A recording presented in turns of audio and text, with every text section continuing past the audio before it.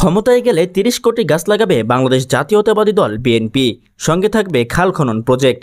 আর বাংলাদেশ জামায়াতে ইসলামী মনে করে পরিবেশ ঠিক করতে হলে ঢাকার খালগুলোতে রাজনীতিবিদ ও মেয়রদের বছরে 2 বার গোসল করার বিধান রাখতে হবে। যদিও জাতীয় নাগরিক পার্টি এনসিপি পরিবেশ নিয়ে ধোঁকাবাজি হচ্ছে বলে মন্তব্য করেন। নির্বাচনী ইশতেহারে পরিবেশ নিয়ে চিন্তার কথা এভাবেই তুলে ধরেন বিভিন্ন রাজনৈতিক দলের নেতৃবৃন্দ।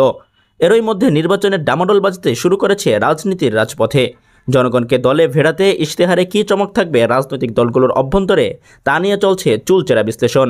এত বিশ্লেষণের মাঝে পরিবেশ নিয়ে দলগুলোর চিন্তা কী সে বিষয়ে ম্যানিফেস্টো টক নামে একটি সংলাপ আয়োজন করে পরিবেশ অধিদপ্তর। এ সংলাপে অংশ নিয়ে দলের ইশতেহারে পরিবেশ বাঁচাতে নেওয়া কর্মপরিকল্পনার কথা তুলে ধরেন দেশের সব বড় রাজনৈতিক দল। পরিবেশ রক্ষায় ৩০ কোটি গাছ লাগানোর কথা বলছে বিএনপি। এছাড়া নদীর প্রবাহ ঠিক রাখতে খাল খনন প্রকল্পের উপর জোর দেওয়া হবে বলেও জানান বিএনপি নেতা আমির খসরু মাহমুদ চৌধুরী। আমির খসরু বলেন, আমাদের দেশের রিটায়ার্ড লোকগুলো বেকার বসে আছেন, কাজ করছে না। তাদের ইকোনমিতে আনতে হলে এনভায়রনমেন্টাল ইস্যুতে এটা খুবই সহজ। যে যার এলাকায় কাজ করতে চাইলে সবাই কাজ করতে পারবে।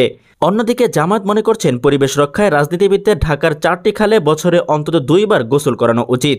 জামাত নেতা এহসানুল মাহবুব জুবায়ের বলেন, ইন্ডাস্ট্রিয়ালিস্টরা করছেন ইন্ডাস্ট্রিয়ালাইজেশনের কথা বলছেন, কিন্তু আমাদের ভবিষ্যৎ, দেশ এবং আমাদের অস্তিত্বকে শেষ করে দিচ্ছি।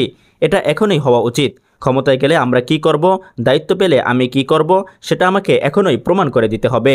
সংলাপে যোগ দিয়ে এনসিপি প্রতিনিধি হান্নান মাসুদ বলেছেন, পরিবেশ নিয়ে ধোঁকাবাজির শিকার হচ্ছে বাংলাদেশের মানুষ। এছাড়া উপজেলা পর্যায়ে সরকারি বরাদ্দের 30% খরচ হচ্ছে না বলে অভিযোগ করেন তিনি। হান্নান মাসুদ বলেন, এক সেশনে কাজের বিনিময়ে খাদ্য কাবিখা থেকে প্রায় 70 থেকে 80 লাখ টাকা করে প্রতিটি ইউনিয়নে বরাদ্দ দেওয়া হয়েছে। আমি আমার উপজেলার কথা বলছি। সে জায়গায় আমি খোঁজ নিয়ে দেখেছি একটি ইউনিয়নেও 10 লাখ টাকারও কাজ হয়নি। জলবায়ু পরিবর্তনের ঝুঁকি মোকাবেলায় সব রাজনৈতিক দলের একত্রিত হয়ে কাজ করার পরামর্শ দেন আয়োজকরা।